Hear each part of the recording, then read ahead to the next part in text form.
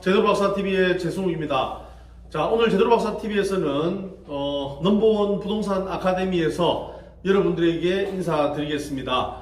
그동안 저도 여러가지 강의를 하고 투자를 한다고 제대로박사TV를 자주 찍지를 못했습니다. 저번에 온천 4구역 삼성 레미안 포레스티지 아파트 당첨, 아파트 청약 날짜가 나와가지고 여러분들에게 설명을 드리고 좀 긴 시간 말씀을 못 드렸습니다.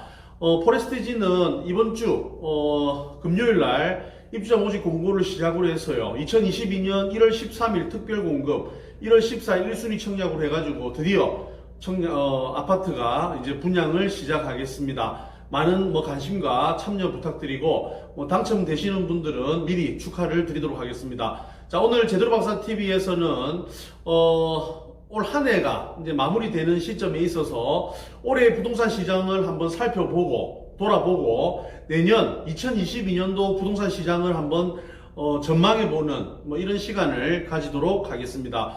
먼저 올해는 정말 부동산 시장에 있어서도 초반 초중 후반 이렇게 말씀을 드리면 2021년 초반 중반은 부동산 시장에 있어서도 굉장한 투자가 많이 일어났고 부동산 거래도 굉장히 활발하게 많이 움직였습니다. 그리고 지방 특히 공시가격 1억 이하짜리의 물건들은 거의 시가 마를 정도로 아마 많은 곳에서 투자가 일어났고 투자를 많이 했습니다. 그로 인해 가지고 여러 지역별로 좀 차이는 있겠지만 가격이 굉장히 많이 상승한 지역도 많이 나타나고요. 그리고 전세 가격이 계속 치고 올라가면서 요 부동산 매매 가격을 올리는 이런 효과 때문에 전국의 아파트가 거의 훈풍이 불었다 해도 과언이 아닙니다. 그러나 정부의 여러 가지 규제 정책, 특히 대출 규제를 통해 가지고 그 다음에 너무 부동산 가격이 많이 오른 지역들, 특히 서울 같은 경우에는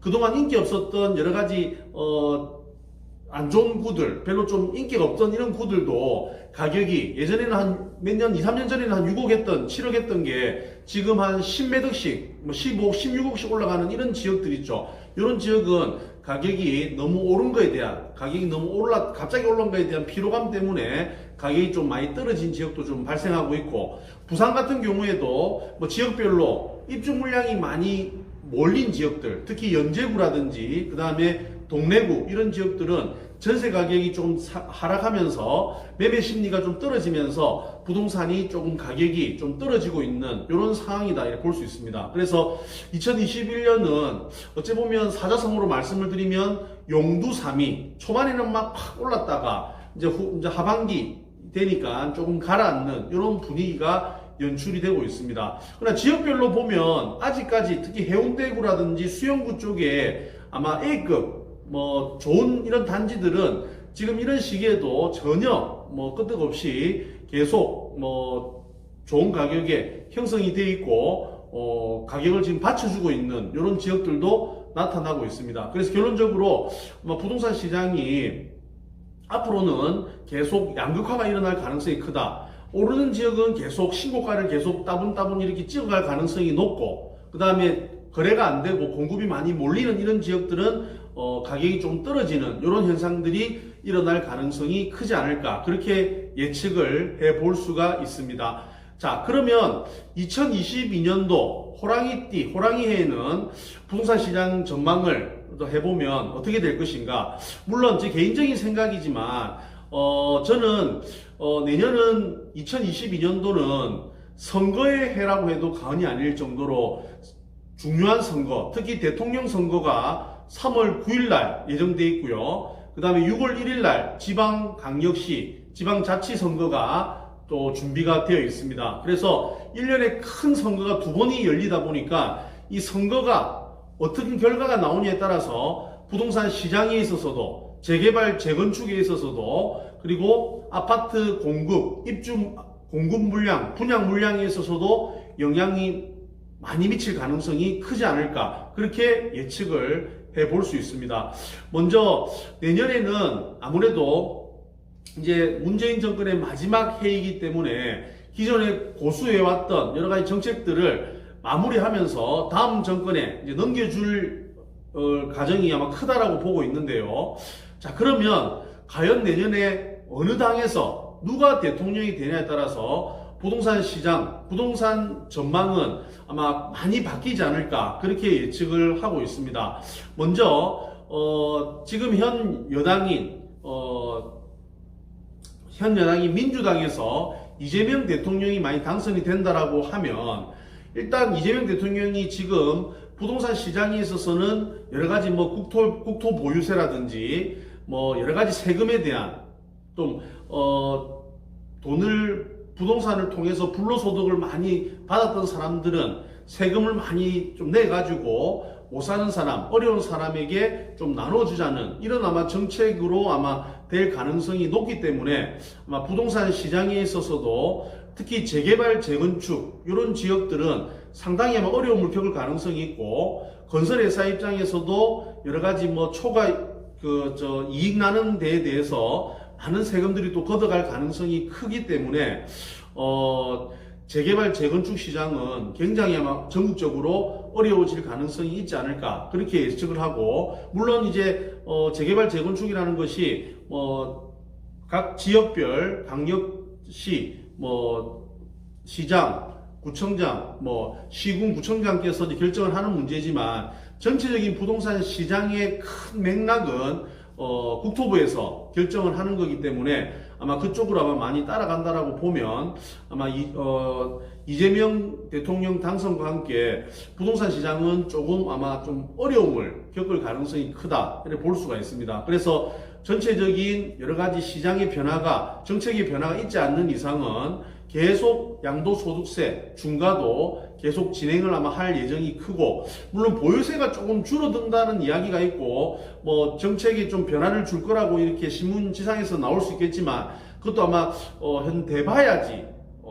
해봐야지 알 수 있는 그런 내용이라고 볼 수 있고요. 그 다음에 취득세 부분도 아마 지금 굉장히 취득세 다주택자들 중과를 하고 있는데 이 정책도 아마 큰 이변이 없는 한 계속 진행을 할 예정이다 이래 보시면 되고 아마 공공물량에 있어서는 역대 아마 제일 많은 공공주택의 이런 물량들이 좀 쏟아질 가능성이 굉장히 크기 때문에 이재명 대통령 당선은 아마 문재인 정권의 당선과 거의 비슷한 형태로 초반에는 굉장히 우리 2017년 파리 부동산 대책처럼 굉장히 좀 대책을 굉장히 좀 엄격하게 할 가능성이 크고 또 다른 한편으로는 공공에 대한 부분들을 좀 풀어줄 가능성이 크기 때문에 민간 아파트들 특히 재개발 재건축의 아파트들은 굉장히 아마 속도가 느려지거나 또 지정되는 단지라든지 그리고 여러 가지 속도 면에 있어서도 굉장히 좀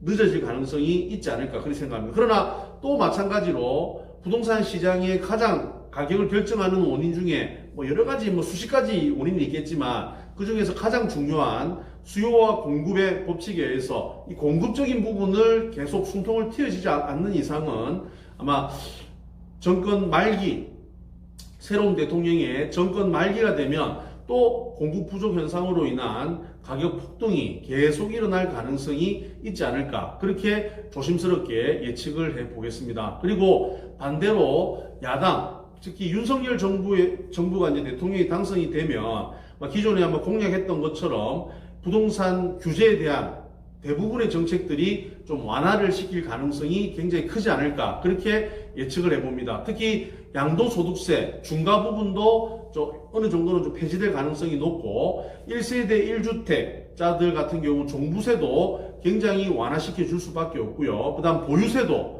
좀 많이 줄여줄 가능성이 큽니다. 그리고 부동산을 취득하는 데 있어서 많은 취득 부분들도 조금 숨통을 트이게 해가지고 여러 가지 규제를 좀 완화시키는 정책으로 바뀔 가능성이 크고 특히 다주택자들 집을 좀 내놓을 수 있도록 다주택자들 양도세 중과 20% 30% 있는 게 이게 조금 이제 1년이든 6개월이든 이런 규제 완화를 통해서 다주택자들이 물건을 좀 내놓는 이런 정책을 펼칠 가능성이 있지 않을까 그렇게 예측을 해보겠습니다. 그러면 아무래도 공급에 있어서 좀 공급 위주 좀 뭔가 규제가 아닌 뭔가 자꾸 이렇게 좀 경제 상황에서 따라서 물건을 내놓고 또 공급을 늘리는 이런 정책을 펼치면 재개발, 재건축에 있어서도 굉장히 빨리 진행을 할 가능성이 크다. 특히 서울의 오세훈 시장이 재개발, 재건축에 대한 부분들을 간소화시키면서 공급적인 부분들을 굉장히 많이 토해낼 가능성이 크기 때문에 그와 발맞춰가지고 초반에는 이런 부동산 시장의 활성화, 공급에 대한 여러 가지 이런 부분들에 대한 기대감, 그리고 세금 규제에 대한 이런 완화 정책에 대한 여러 가지 기대감 때문에 부동산 가격이 조금 상승할 가능성, 또 활발하게 움직일 가능성이 크다라고 보고 있는데, 나중 새 정부의 그런 중후반 이래 넘어가면 처음 초기에 시작했던 이런 공급 물량들이 입주하는 이런 시기가 되면 공급이 많이 늘어나면서 아마 전체적으로 가격이 안정되고 좀 둔화될 가능성이 있지 않을까. 그래서 저는 이재명 정부는 초반에는 상당히 부동산 시장이 어려움을 겪을 가능성이 크고, 좀 하반기가 끝날 쯤 되면 폭등이 일어날 가능성이 있지 않을까 예측을 해볼 수 있고요. 반대로 윤석열 정부는 초반에는 좀 가격이 좀 상승하다가 정권 말기쯤 되면 좀 가격이 좀 안정적이고 좀 떨어지는 지역들도 굉장히 많이 나타나지 않을까, 이렇게 좀 반대로 예측을 해볼 수 있지 않을까 그렇게 생각하고 있습니다. 물론 이거는 제 개인적인 생각이고, 제가 2022년부터 일어날 여러 가지 부동산 전망에 대한 부분들, 제 개인적인 생각이 크다는 거 다시 한번 말씀을 드리고요. 어쨌든 저는 개인적으로 부동산 시장은 너무 올라가는 것도 안 되지만, 그렇다고 해서 너무 폭락을 해도 상당히 어려움을 겪을 수가 있습니다. 그래서 물가 상승률만큼 조금씩 이렇게 올라가는 것이 정치권에서도 여러 가지 경제적인 면에서도 상당히 좀 부담이 덜하고, 우리 집을 앞으로 이제 한 채씩 가져야 되는, 내 집 마련을 해야 되는 분들도 집을 사가지고 집값이 조금씩 올라가야지 마음이 좀 놓이지, 집값이 계속 폭락을 하게 되면 연끌하셨던 분들도 굉장히 어려움을 겪고 박탈감을 가질 가능성이 크기 때문에 급등, 급락 이런 것보다는 물가 상승률만큼 조금씩 상승하는 것이 저는 부동산 시장에 있어서 가장 좋은 방향으로 흘러가는 게 아닌가 그렇게 생각을 하고 있습니다.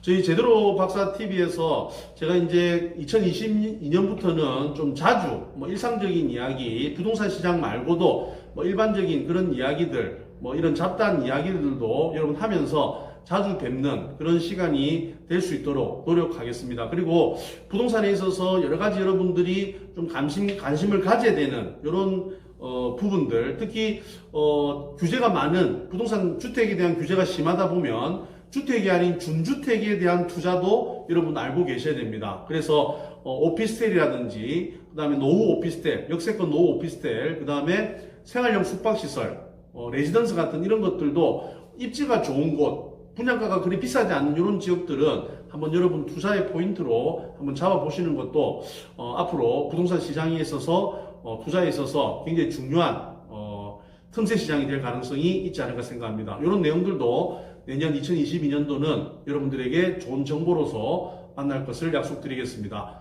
제대로 박사 TV였습니다. 감사합니다.